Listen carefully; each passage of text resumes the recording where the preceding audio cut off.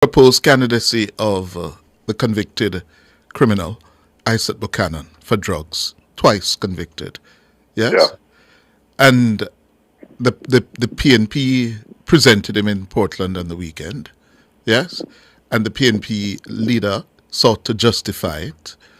Tell me, is it now okay for the PNP and the JLP to put up as parliamentary candidates former criminals, convicted criminals? Is that now okay? It certainly isn't okay, Cliff, and I'll tell you why. When you have matters before you, you have to consider context and what the nature of a particular scenario is. In Mr. Buchanan's case, what we have seen is a classical case of the PNP prioritizing its political expediency, doing what is politically expedient in the moment, as opposed to what is principled. Because some years ago, we have a gentleman called Peter Blake. He defeated Damian Crawford in the East Rural St. Andrew primary and should have faced the starters.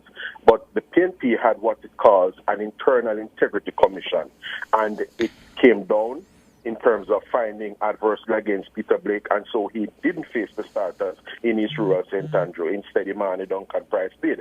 And what we're seeing is that the integrity commission that the PNP has often, boasted about, it is apparently in, dormant or somehow in abeyance, because, Isat Buchanan would have erred in terms of his two drug, related offenses of the past. But it doesn't end here. In 2018, I think, Isat Buchanan caused the Custos Rotolorum of Kingston, Stedman Fuller at the time, to have been misled in his application to seek to be commissioned as a justice of the peace.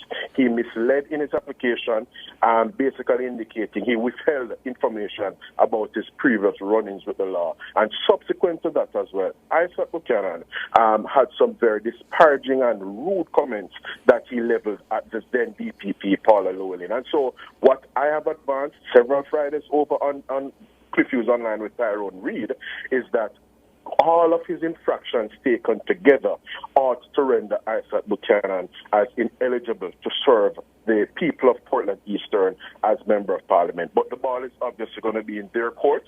They will determine that.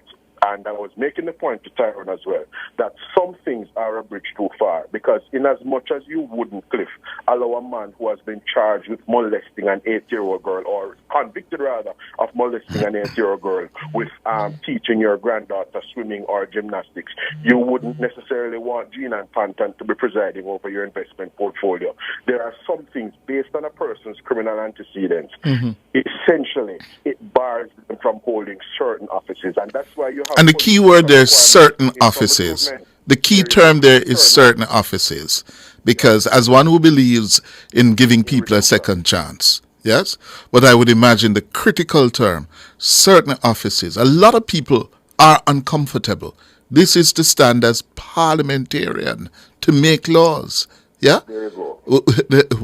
Where do we draw the line? Because but then Marlon, just a moment. Sure. The American people just elected Donald Trump over in a decisive way, despite his criminal record.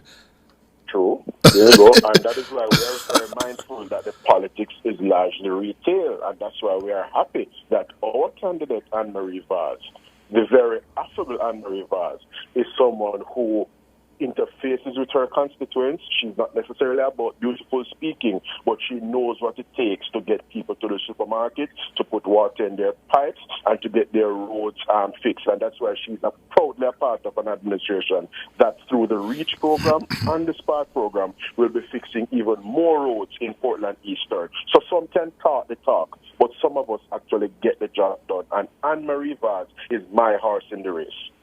I hear you, sir. Thank you very much, sir. Time for the break. All the best, Chris. Good. Time for the break.